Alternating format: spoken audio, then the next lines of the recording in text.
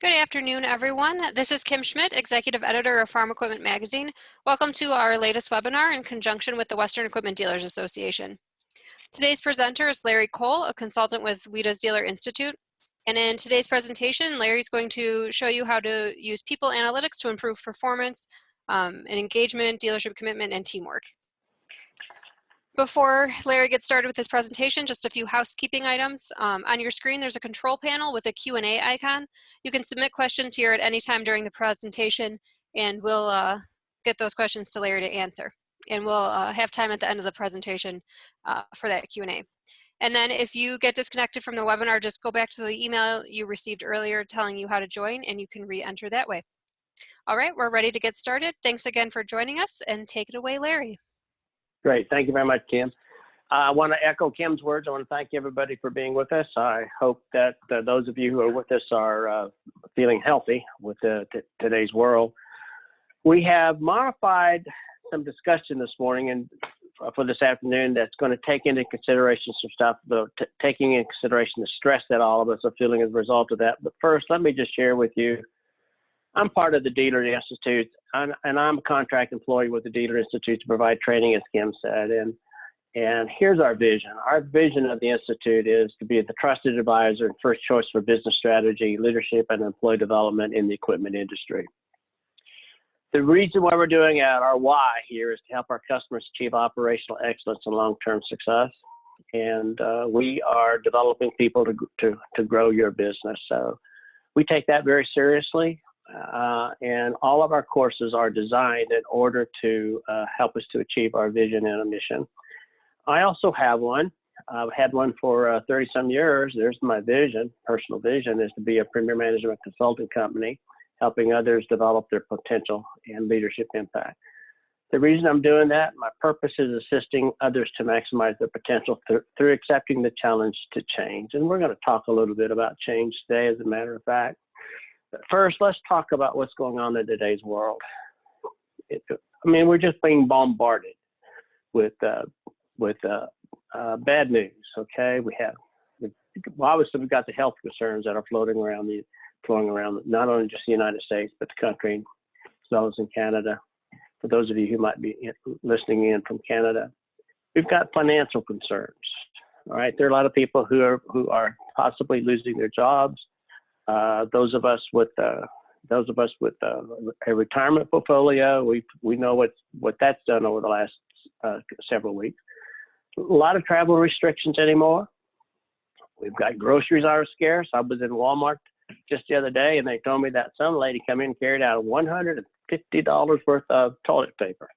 But if you walk down the aisles, you see that they're scarce. And we've got restaurants closing. Went to Starbucks the other day to get a cup of coffee, and they said, we'll give you a cup of coffee, but we want you to leave the restaurant. So everything is grab and go. So that's just the way the world that we live in right now. But it really makes us react. This is not normal. This is not our normal procedure. So we're going to respond in an ugly fashion. And so the question then becomes, what can you and I do in order to make that, get back in control? I'm a psychologist by training, and so I'm going to be a little psychological with you for just a few minutes. All right, give you some ideas of what we could possibly do. When we get out of control sometimes, what the hell syndrome is, I just might as well give up. Well, what the hell? This is just the way that it is. Well, let's take a look at some of the things you can do. The very first thing you and I have to do is to believe that we can control our reactions to the environment. We do not have to be a victim of all of the bad things that happen in this world. Yes, I could show you psychologically, if we had the time, that when we have uncomfortable events that occur, then our first interpretation of that generally is going to be uncomfortable because our body works to protect itself.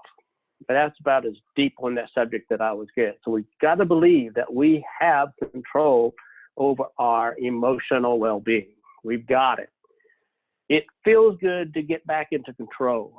So do things that you can control.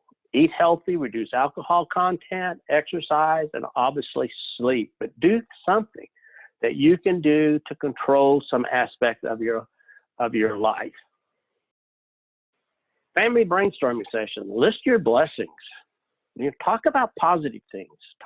Don't always talk about the ugly stuff that's walking around. Talk about positive things. And when we talk about positive things, such as your blessings, then we feel good. It gives us energy. Matter of fact, that energy could actually be measured. So talk about good things and look at them. What can we do to take advantage of this situation? If we start looking for the advantages, we will find them. Do little things that you enjoy. Yesterday, there was a lot of stuff going on, and I finally said, you know what? I'm going to go plant some azaleas. I had some azaleas that needed to be planted. I live in Arkansas, and we've had rain for the last 10, 11 days, and I went out to plant azaleas, dug a hole in the ground, and immediately filled up with water. Brainstorm. What can you do to take advantage of this situation? What can we do to be better as a result of what it is that we're going through? All right? Come up with the ideas, and just the process of doing that will help you to feel better. Here's one of the most important antidotes we have, and that is optimism. Optimism results in hope. Hope keeps us going. We get psychologically depressed when we lose hope. So we have to remember that this is temporary. This too shall pass. And also realize that we live our lives just 1 second at a time. So I just need to be optimistic for a second, and I just make that decision for another second. So it's just 1 second at a time. I don't have to make the decision to be optimistic for 12 hours. I'm making that decision now. You and I make that decision now, and you and I are in control of our thoughts. Here's what I got from a friend just a little while ago, actually. You talked about close timing. Whenever life starts to get me down, I like to implement this super simple meditation technique. Inhale it, exhale it, and then forget it. I kind of edited that a little bit. You can fill in your own words if you would like. Guys, I'm going to share with you a guaranteed way to rid yourself of stress. When all else fails, take a hammer. Put your hand down on something really hard and smash the heck out of your thumb. I will guarantee you will stop thinking about the stressful things in your life, and you're going to start focusing on something different. Now, there is a lesson in there. So what you and I also want to do is learn to do what's referred to as a paradigm shift. Instead of focusing on the ugly things, we want to get control of our thoughts and focus on the more pleasant things. That's not avoiding reality. Reality is what it is. We just say, yes, that's the way it is today, but I can and am focusing on something that's much more important. So those are just a few things that we could do. Let's get on with what it is that we came here to talk about today. All right. We're going to talk about leadership effectiveness, obviously. And I'm going to talk to you about some things that you can do in order to continue to improve personal performance with people analytics. But I just want to lay the stage with a few things that's going on that you and I need to become aware of. As leadership effectiveness goes up, you're going to see that satisfaction goes up. Not only does employee satisfaction goes up, but so does customer satisfaction. And I would encourage you guys to read the book that I've got listed there, Leadership Challenges by Kouzes and Posner. By the way, anytime you see anything with those two authors on it, you can rest assured that it's going to be really heavy-duty content. Now, when we know that when employee and customer satisfaction increases, well, so does net profits, and that's what it's all about. So I'm going to show you how we can use analytics to actually work with employee and customer satisfaction. I want you to look at this railroad track for just a moment. There is a strong relationship between the railroad track and your dealership, all right? And that is, you have a technical reason for being. You've got a technical rail. You also have a people rail. And I will always ask people this question. Of those two rails, which one is the most important in your dealership, all right? And a lot of them will say people, because without people, what do you have? Well, I'm also showing you another slide here in just a moment, that the people actually determine the success of your dealership. All right.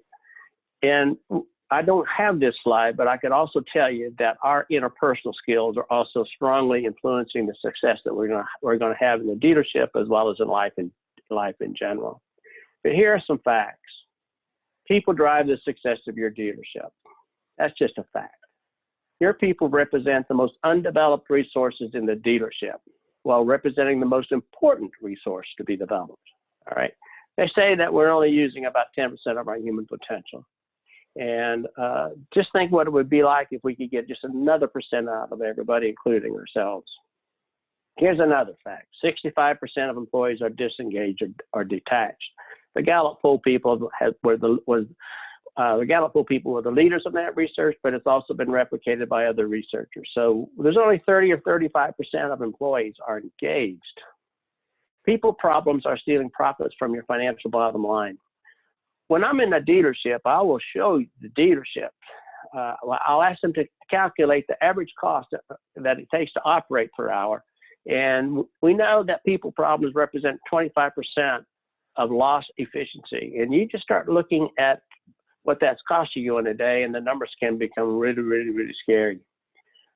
I'm a believer that we can use people analytics in order to engage employees, develop human potential, and improve operating efficiency, which obviously leads to profitability. I've done it for years, so I know, in fact, that it can be done. Here's the deal. Everybody wants the dealership or the technical side of the business to have a straight line function of success. Everybody wants that. But what we fail to realize is that people lead the success. People have to change first in order for the dealership to be more successful. It's just the way that it is. All right. Let's look at what measurements do for us. Now we're getting into more of the technical stuff. Let's look at what measurements do. They guide us, okay? I want you to stop and think about something for just a moment. How absurd would it be if you didn't have a financial reporting system? You wouldn't have any idea. Or how absurd would it be? You might have reporting systems, but you allow everybody to come up to develop their own reporting system. It would be complete chaos. It would be, in my world, we'd call it schizophrenia. I mean, it's just complete chaos, all right? So Peter Drucker is a management guru who's had been around for a long time. He's dead now. But he came out and made a statement that what gets measured gets done. I'm a firm believer in measurement. I grew up in the psychology world, as I told you a little while ago, but I also grew up as a researcher, okay? Numbers, feedback serves as a guide.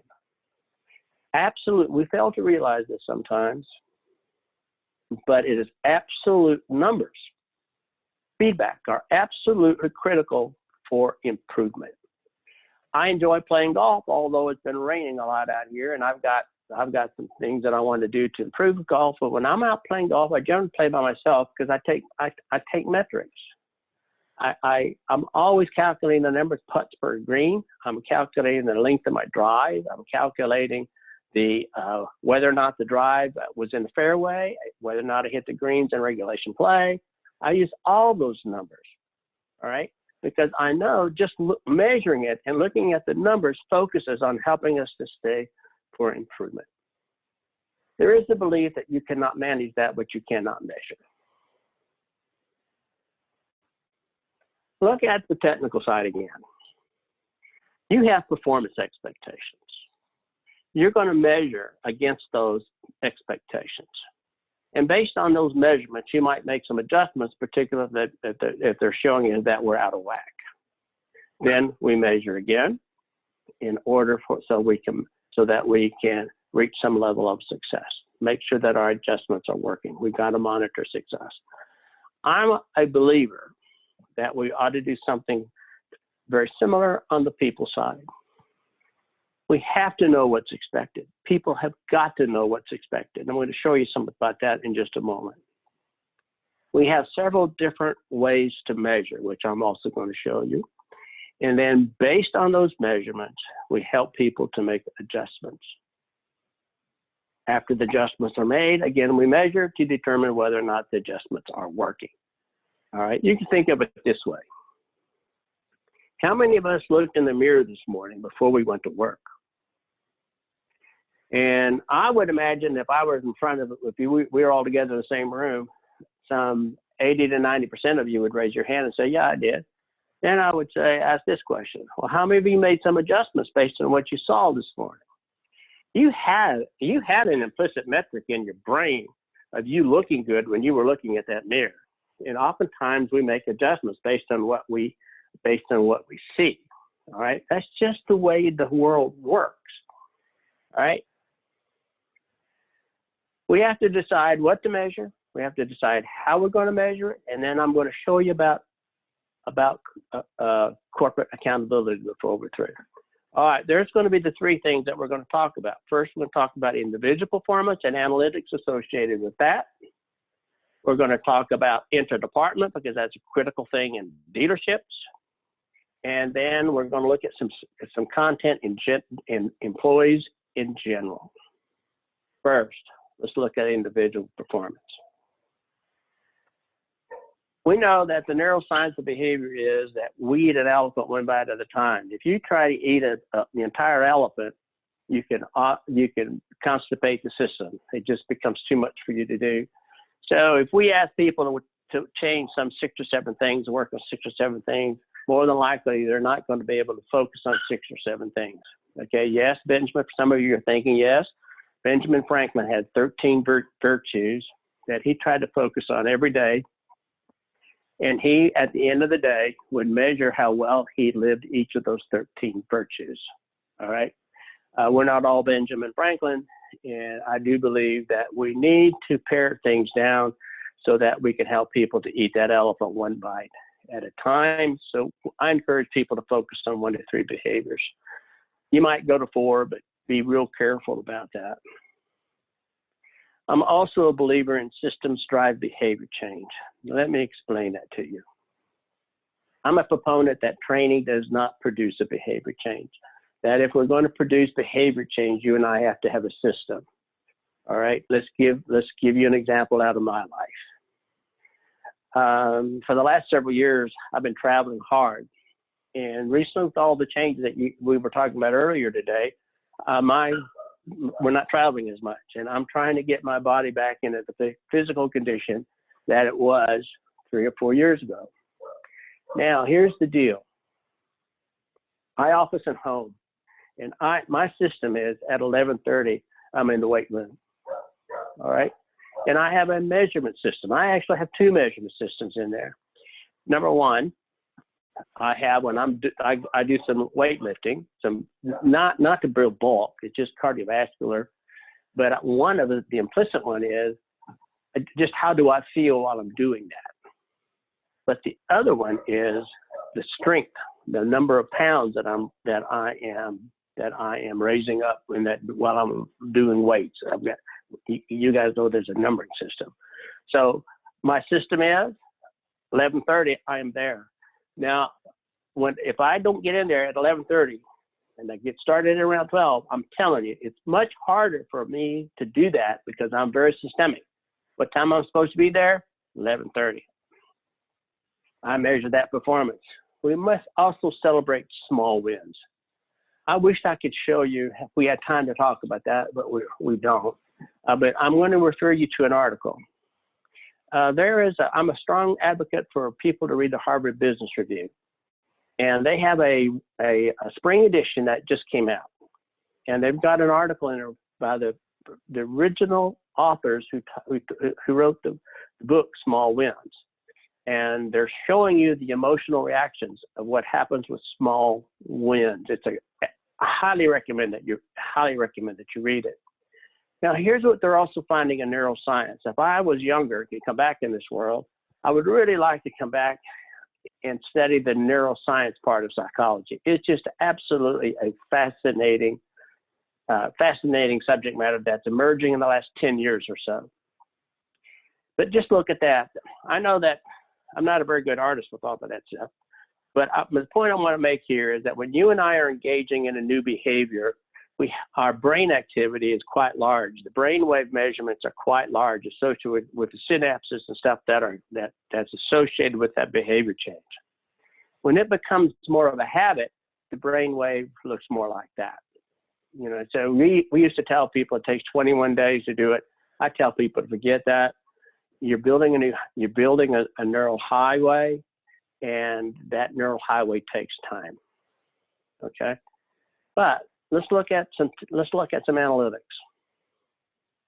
The number one responsibility of a leader, and by the way, my definition of leader includes managers as well.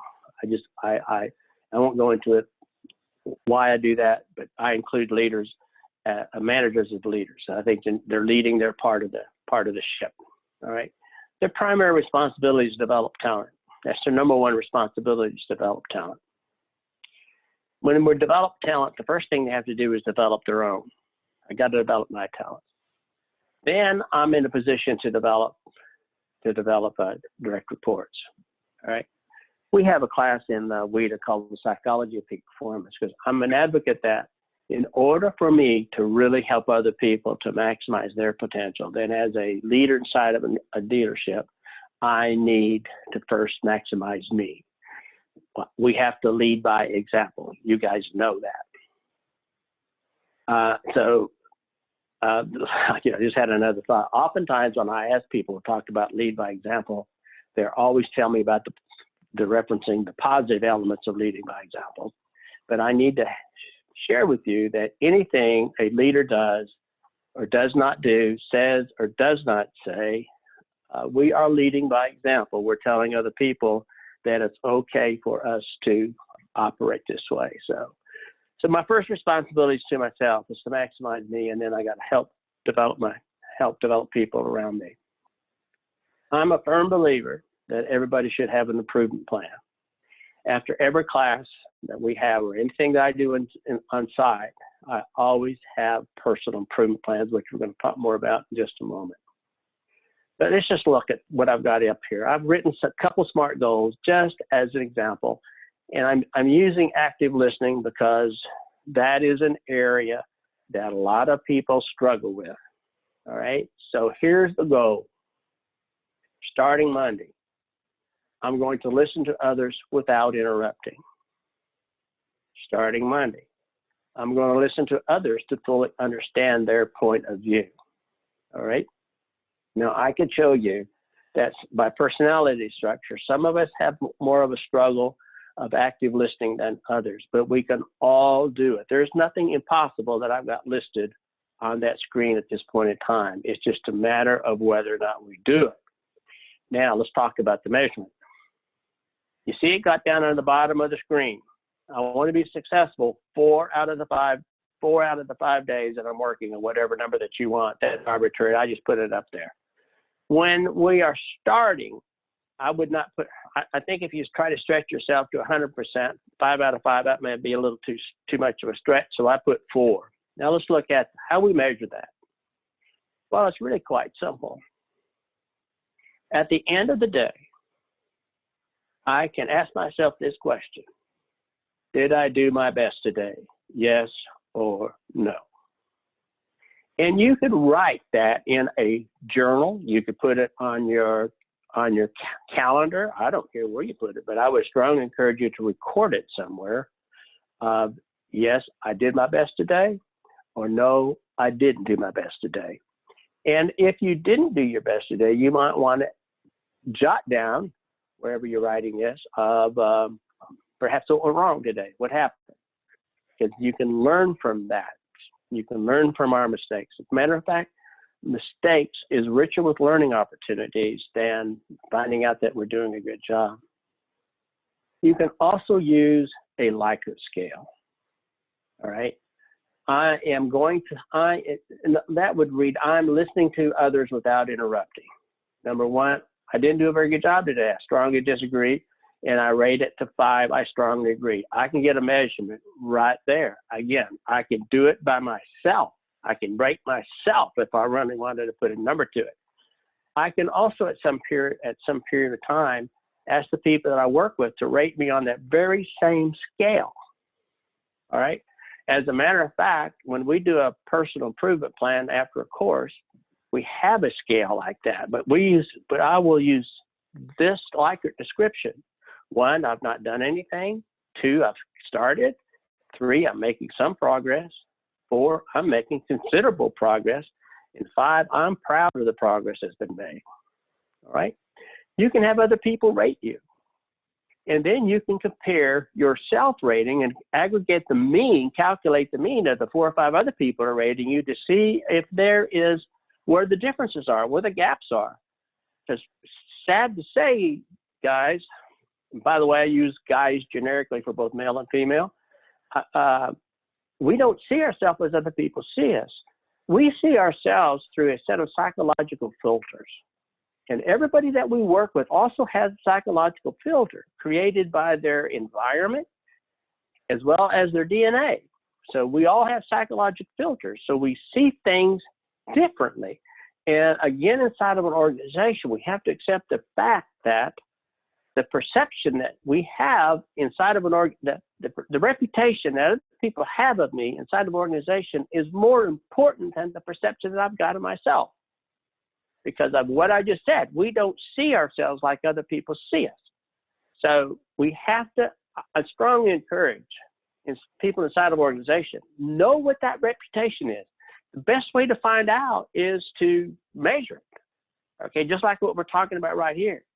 Now, the Gallup poll people will tell you we should have at least one close friend in a dealership that will tell us honestly how we are perceived or what our reputation is inside of a dealership. But I want you to, let's focus, just review it one more time. How easy this is to measure. 1, I can just ask myself, did I do my best today?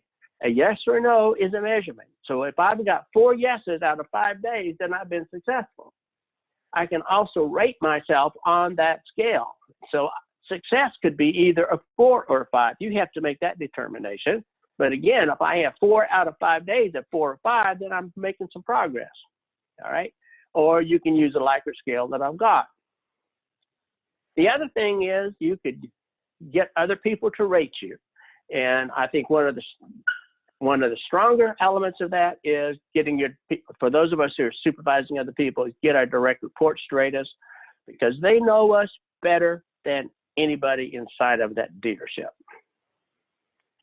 All right, that's the personal improvement plan that I was telling you about. That's the Likert scale we use. And here's what I do.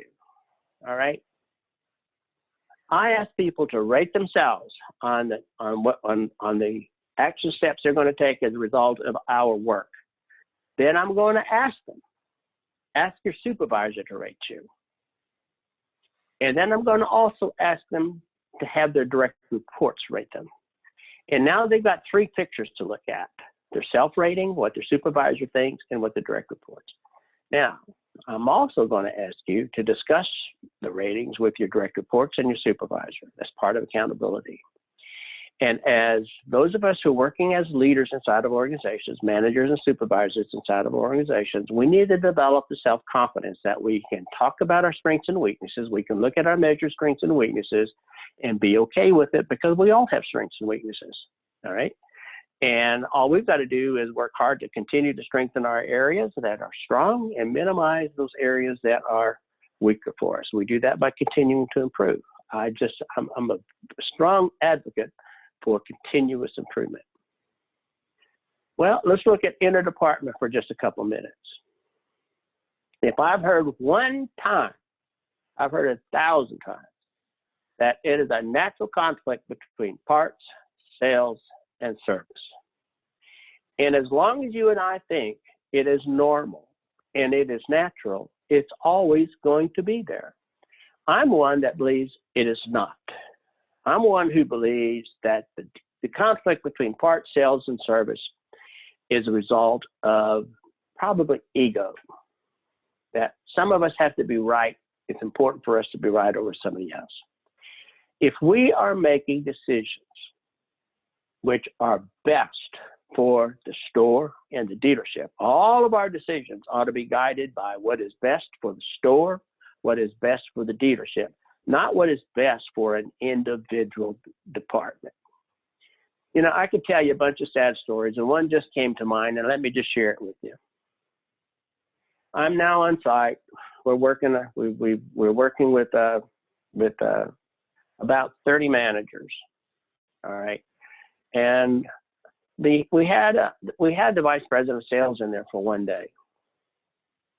And then he was, the day that he was not with us, this is when I learned that the sales department is not a member of the team at all. In any other stores, it's just known for a fact they're just a complete island, isolated by themselves. All right. I quite frankly think that that's wrong. And the person who's supposed to be making sure that that happens is, of course, their supervisor. But now we're talking about accountability, which I'm going to show you in a moment too. But when we work with a lot with in our aftermarket program, we focus on the working relationship between parts, sales, and service.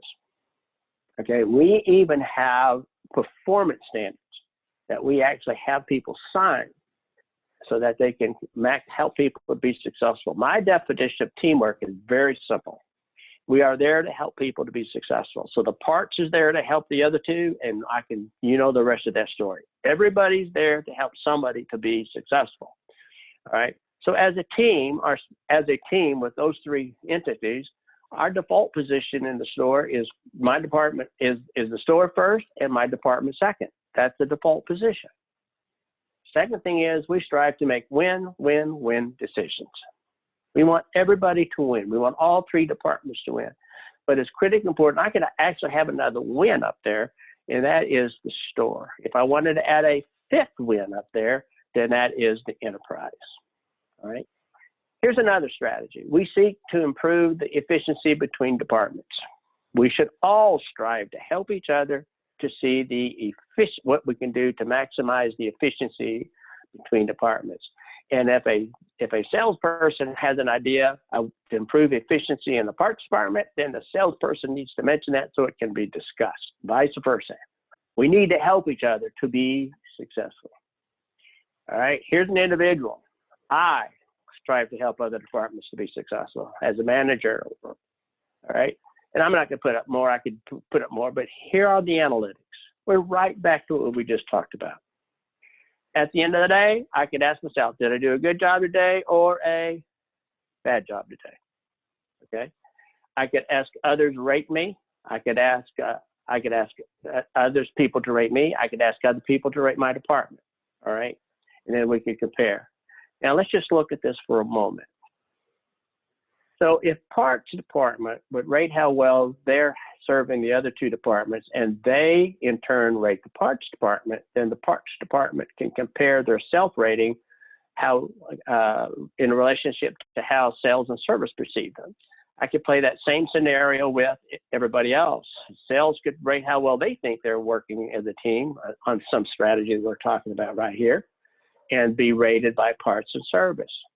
And then they could rate each other. Now, we don't do this, wouldn't have to do this every day, month, a quarter, whatever system that you want to set up. But ultimately, we have to compare and discuss the ratings. The ratings have to be frequent enough to know that if I'm the parts manager, if I'm missing the target with either sales and or service, then it's my responsibility to fix it. All right. But oftentimes, you guys know this as well as I have been outside of dealerships where one manager will complain to employees about another manager, but will they talk to that other manager? No, they just talk to employees. Well, that needs to be changed. And if we're dealing with numbers, like what we're talking about right here, if we use that Likert scale and we use numbers, then it becomes more data-based. It is taking some of the ego out of it. And we tend to be more honest when we're dealing with numbers than when we are talking face to face. Now, it is a sign of emotional maturity inside of a dealer, as far as team is concerned, when we can give each other honest feedback in real time. Okay. And that's the essence of a coaching and learning environment inside of a dealership. Here's some things which we also suggest. That the three managers have a morning huddle, and that we talk about what happened yesterday so we can improve working today and or customer service. And what do we need to do? How can we need to operate today so that we can be seamless? All right. We've implemented that in a lot of dealerships, and a lot of them like it. I'm a strong advocate. Some of you, you're going to croak when you hear that I'm a strong advocate of teamwork meetings, but it's not the meetings that's the fault. It's generally it's how the meetings are run. And I have been in a lot of meetings where it starts late, it doesn't have an agenda, and people just meander and they try to chase two rabbits. And you know what happens when you try to chase two rabbits, okay? Very simple. Another strategy that I've just listed is just keeping people informed with necessary information in real time. And again, we can use a Likert scale to disagree or agree. It's a very simple measurement. It's just so easy to do. It doesn't take a lot of time. It's just a matter of putting it into our system so that we're allowing the system to drive it. Okay, you've seen this before. We were just talking about all of that. So I'm just kind of rehashing here a little bit, but you got to put the data to work.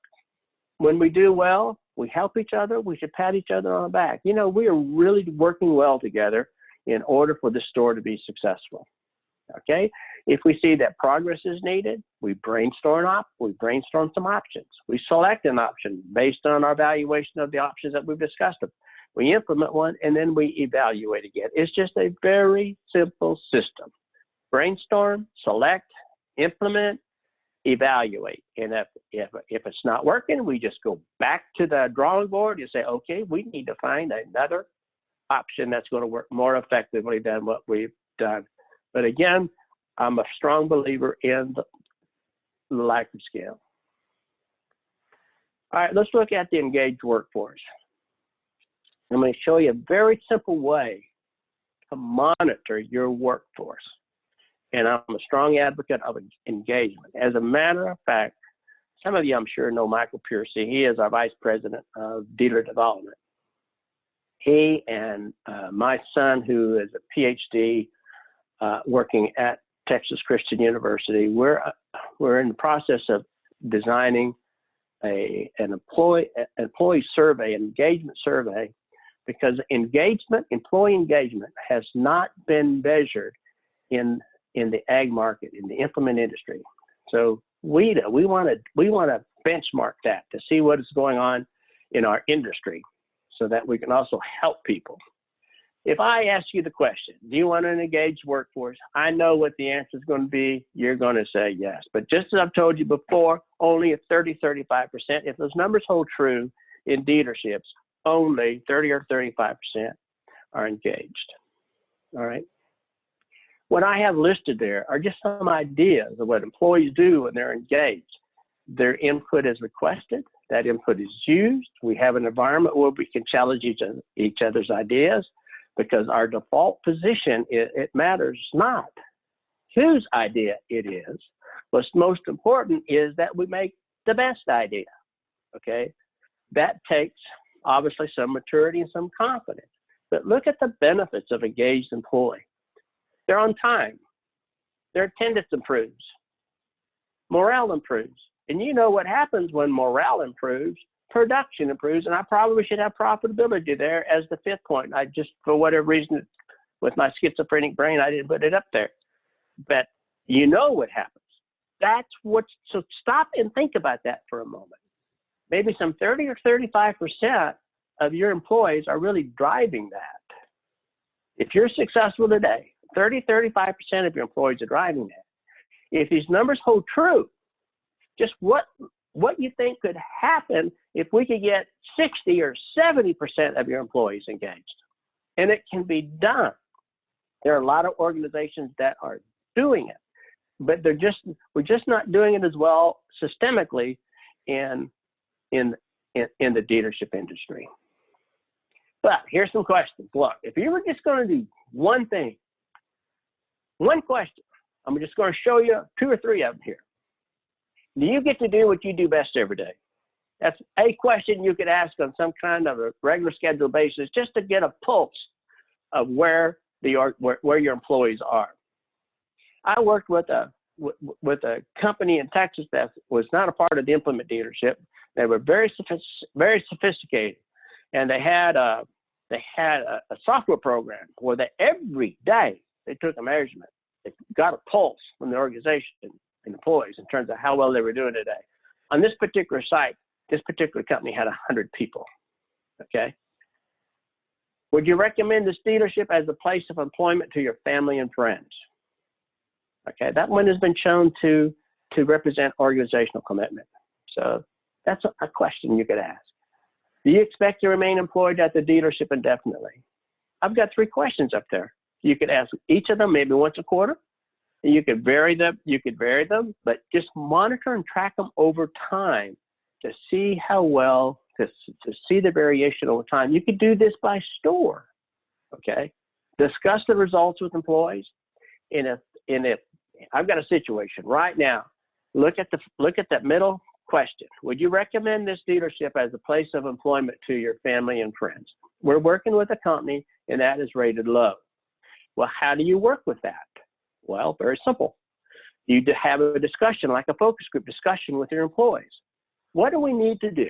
What needs to happen here in order for us to have the workplace environment that you would recommend this dealership to your family and friends as a place for employment?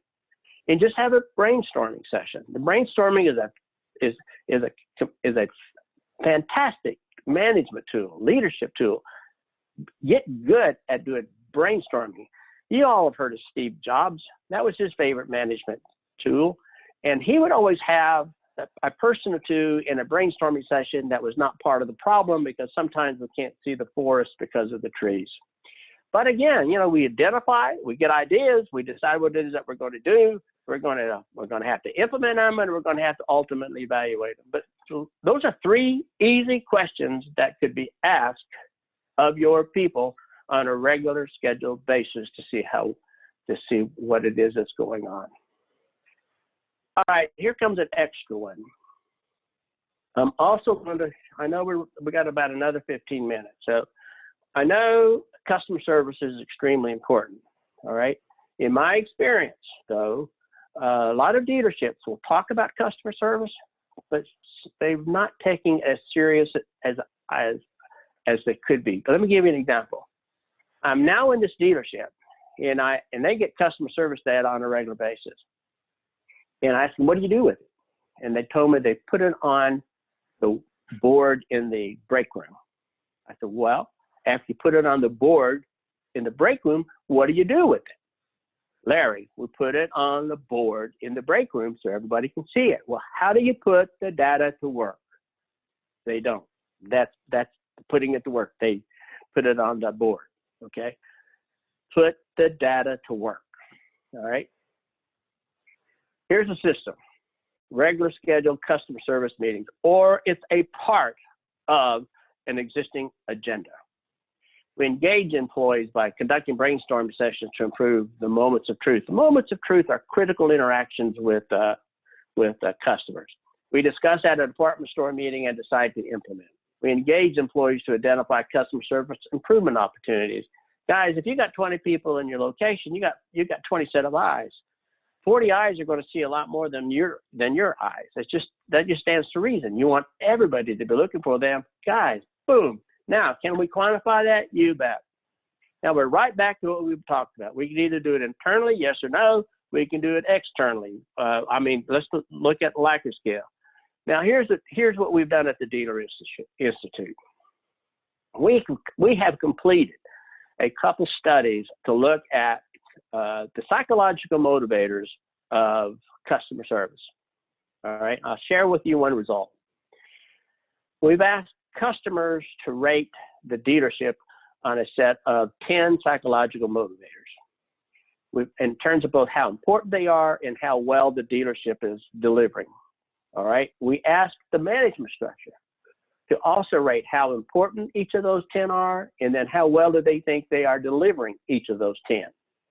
And I'm telling you that the management structure is much more optimistic than the customers. They see things that customers are much more satisfied than they really are. Here's the story for you.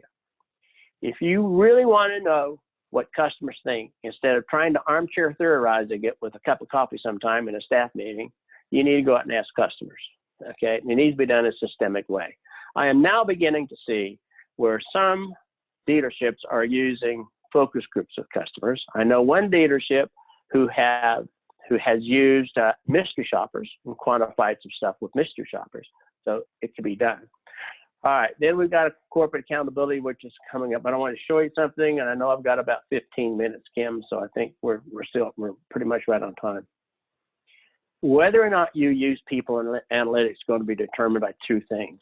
Number one is you may not be doing it now, but you have to make a decision that remaining lost is not an option. And basically, if you're not using metrics now, you're lost.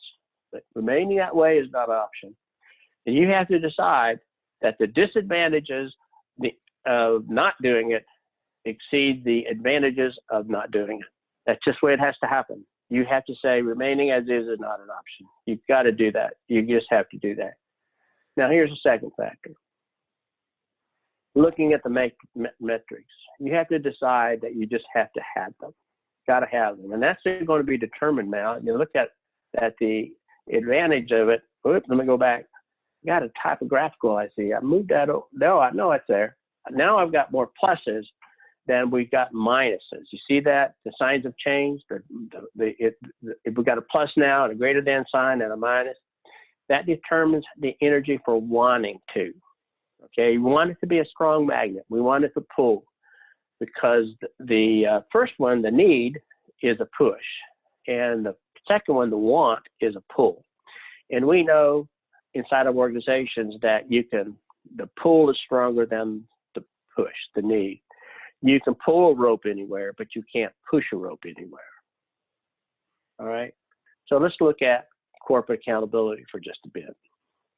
There seems to be some confusion in the organizations where we have discussed this between technical accountability and people accountability. And I'm here to tell you it's basically the same. I've got a very simple organizational chart up there. You see I've got corporate staff. So, but whatever your organizational structure is, depending upon the size of the organization, you can see the relationship.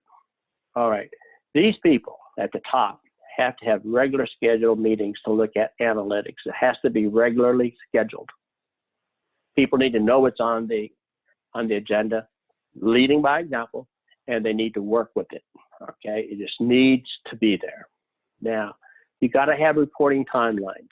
So if we are reporting our store managers down here, you see, let's say that our store managers are working on strategies to improve working relationships between the three departments. Let's just assume that for discussion purposes. That information needs to go up. The corporate people need to look at it and ultimately provide information down to us. Okay? They need to provide information down. Now, same thing happens when we quantify it. We've now done something measurement that you and I have talked about before. That information needs to go up. Okay? Then people up there need to tell us. Okay, they may have some suggestions of what we could do to get better, but they have got to stay focused on it. It's got to be a system to make sure that that information is presented on a regular scheduled basis. There is no tolerance. I'm going to give you an example of that. I'll tell you now about a corporate parts manager.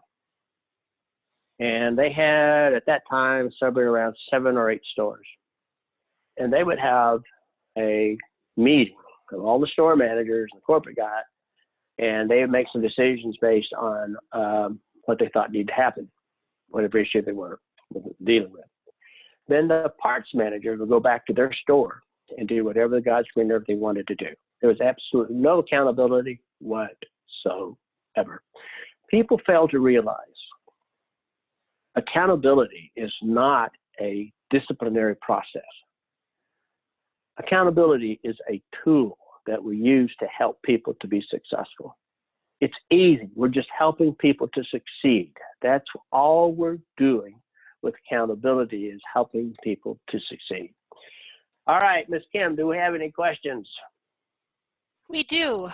So first up, with leading and managing, in your experience and perspective, are these the same, or are there a difference between the two? A lot of people will define them to be a difference. that leadership is forging a direction, okay, and that the managers then are more or less managing the resources in order to make things work or to be successful. Now, here's where I get personally confused with it. I am of the opinion that if I'm a parts manager, I should likewise be a leader. I should have a vision of how I want my part department to operate in concert, in alignment with the corporate vision. Am I making sense? That's why I see the position being both a leader in terms of helping us to forge a direction, as well as managing the resources in order to get there. So I use the umbrella leader. Okay. And then how would you rank these in level of importance in order to drive success? Leadership, communication, preparation, and accountability, or would you view them all as equally important? That's a great question. And I would put number one, leadership, all right? And the reason I'm saying that is if an individual does not want to be a leader, then he's not going to, or she's not going to do the other two things that you mentioned. Am I making sense to you? Yeah, that makes sense. Leader comes first. I've got to see myself as a leader. I got to want to be a leader. I've got to want to be able to use the tools that are going to help me to be a leader. And communication and accountability are part of that tool chest in order so that I can be an effective leader. So I've got to decide to be a leader. When we do on-site things, one of the things which I absolutely require everybody to do as a pre-course assignment is to define what kind of leader do they want to be in the future. I want to see their vision. I want to hear their vision of a leader. I will also ask them to write a mission. Now, I'll give some guidelines to help them do that. But if the person doesn't see themselves as a leader, there's no way in God's green earth they're going to be one. Okay. Then between communication, preparation, and accountability, do those rank any differently? Well, preparation has to go with leadership. Okay. I would put accountability. That's hard, Kim. You got an easier question? That's hard. If I'm going to rate them, I'd say they're both equally important. But if you absolutely force me to prioritize them, rank order them, I would put accountability over communication. Okay. But I'll also tell you that communication is a part of accountability. Accountability the lack of accountability is a terrible disease. Just terrible disease inside of organizations. In any dealership we go to, there's a cemetery in the back of that dealership called the Idea of the Month. We've started things. Matter of fact, research is showing us that 70% of our organizational efforts fail. And the reason they fail is lack of accountability. So it's critically important. All right. And then another question. How important do you think financial transparency is to managers and employees so they understand why they need to do things versus just being told to do things? Boy, that's a loaded question. And there are two sides of that story.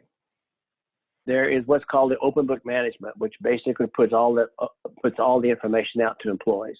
I'm a strong advocate that the more we share with employees, then the more engagement we're going to have, the better off we're going to be. I'll have other people argue this, though. If they see that we're making money, then employees are going to want more money. I've seen that. I've heard that argument too. Okay. But the antidote to that argument is this. If we dealt with just money, some of us are more motivated to make money than others, regardless. That is true. But most employees being competitively paid, but then having an opportunity to do challenging and meaningful work becomes more important than the dollar bill. Money is more of a dissatisfier than it's a satisfier. And Kim, if I don't explain this well, you tell me, push back on me. If I'm underpaid $1 an hour, that's going to produce a certain level of frustration. If we had that on a scale from -1, -2, -3, it may be down to a -3. Let's say now, Kim, that you give me a salary increase and I'm overpaid $1 an hour.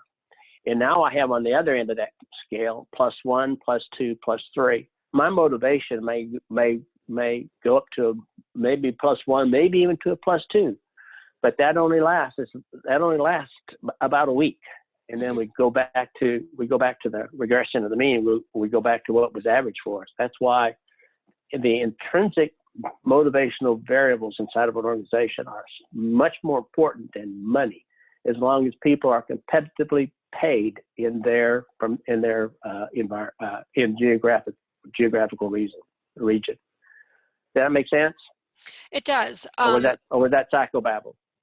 No, I think it made sense. But what are another question we got kind of related to the same topic of buy-in and not only incentivizing with money.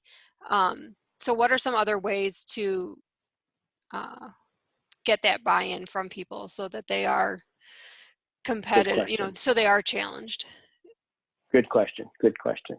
The simplest way to get buy-in is to have people involved on the front end in discussing and making this decision about whatever it is that we're talking about. We know this happens in dealerships all the time, where one department will make a decision that affects the other department, and we learn about it in a post hoc way. We learn about it after the fact. Buy-in occurs if the parts department is going to do something that's going to impact service. Then before we make the final decision, we get the service people involved in it to also help make that decision. That gives us buy-in. Okay. With me? Yep, I am. Okay. Those were all the questions that had come in so far. If anyone else has a question, we do have time for probably one or two more.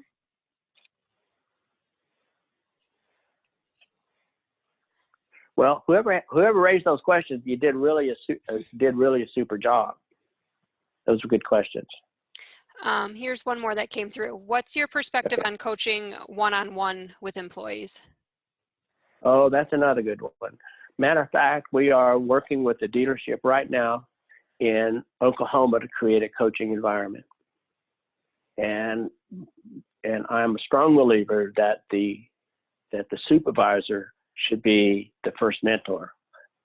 Having said that, I will also say that I've been inside of organizations where we've used other people to mentor an employee, but it is the supervisor's responsibility to help that person to develop their talent. And that means coaching. And that means our model is that you have at least one formal coaching session a month to review progress. All right. The second thing is we also are strong advocates for real-time feedback. So coaching takes place at the moment. Let me give you an example. We're now working in this dealership. They brought in this guy, and he really wanted to get back home to where this dealership is. Well, he got in there, and of course his interpersonal skills were not the best. And the guy's been there for 2 years, Kim. And just now are we starting a process to help that person to improve interpersonal relationships with other team members. That's a tragedy. Here's another one. I'm working with a guy also in a different dealership. Yeah, he's been there 20 years. And now we're trying to help. He's young. He's only like 47. Mm-hmm. And when working with him to help him to raise the bar to get to the next level, here's what he told me just a couple days ago. Larry, nobody has ever sat down with me to tell me what I need to do in order to get to the next level. What skill sets do I need to have? What knowledge do I need to have? Okay, that's a tragedy. We're just letting our resources just go nowhere, just fall away. And he's disappointed. And I said, I can help change that around. We can change that around. But it's just terrible what we do inside of organizations. It's just terrible sometimes. I don't mean to end this conversation on a pessimistic note. But when it comes to talent development, supervisors are not comfortable. And the reason they're not comfortable doing that is they're looking at it the wrong way. They're looking at it as there's going to be a conflict. No, you're there to help people to succeed. We're helping people to succeed, to use the technical and interpersonal skills so they're going to maximize their effectiveness in this dealership. Okay. That's And what we're then doing. here's Go one ahead. last question, since Okay, we're at 3 o'clock now. How that's does fine. an employee coach up to his inexperienced or underskilled leader? That's a very difficult, that's a very sensitive, difficult situation. If you're going to do it, okay, you first, hopefully, let's put it on a range. Hopefully that unskilled leader that you're reporting to is open-minded, all right? This is, if it's open-minded, then it's relatively easy. But you don't go to that person and say, hey, Kim, let me tell you what I think you need to do. You go to that person and you say a couple different things. Let's talk about what we can do to make things better. You know, have you ever thought about doing it this way? Could this possibly work? What would be the impact if we did it this way? Another thing which happens, you could also do a lot if someone is, you know, Kim, when you act this way, this is how I feel. Okay, when your behavior shows me this, this is how I feel. Okay, so what can we do to turn that around? Now, let's go to the other end of the continuum. This is where it's really going to become a challenge. Let's say that the person is very strong-minded and believes that this person thinks that whatever they think is right. Okay, I would say that the opportunity to help that person, to coach up and to help that person is minimal. One of the things supervisors have to have is an open mind and be coachable from both up as well as down. A smart supervisor is going to understand that people who can help them to become the most effective in their working relationships is the people that report to them. If they'll just listen to what their direct reports have to say, they can help them so much become a much more effective leader. It's amazing. It's amazing. We used to in a lot of organizations, I turned departments upside down. And we basically would use the employees, the direct reports. Okay, the supervisor would not be in a meeting, and we'd say, okay, let's just talk about it. I want you to be the supervisor's teacher. As supervisor's teacher, what is it what we must do in order to help that person to be more successful? We bring the supervisor in and boom, we'll show it to them, and we discuss it, and we decide what it is that we're going to do, and we ultimately will measure that success. But it's easy. It goes easy. Most supervisors, they've never done that, but as they get into it, it becomes much more comfortable, and it helps them to grow. I know we're over our time, right? We are just a little bit, but that was good. That was some great information. If you've got another question, I'm available for whatever you guys want to do. You guys are the boss. All right. Well, how about if we send you the questions that we weren't able to answer that would be live? Fine. Okay. Good we'll idea. Good idea. So, anyone who Good may idea. have had questions we didn't get to, we'll share them with Larry, and he will get an answer. I'll answer them, and Kim, I'll get those back to you, and you can distribute them. Okay. That'll be good idea. Good that idea. Sounds good. All right. Thanks, Kim. Yeah, no problem. Hey, everybody, be safe. Just be safe. Be cautious, but be safe and healthy. Exactly. And the presentation and audio will be available on the Farm Equipment website in case anyone wants to go back and watch it again or share it with anyone else at the dealership. Keep an eye on your email and the Farm Equipment newsletter for more information on when that's available. On behalf of Larry, WIDA and the Dealer Institute and the Farm Equipment staff, thanks everyone for joining us today. When you leave the webinar, there'll be a quick survey. Please let us know what you thought. And like Larry said, everyone stay safe and be healthy. And thanks for joining us. Enjoy the rest of your day. Thanks, Kim.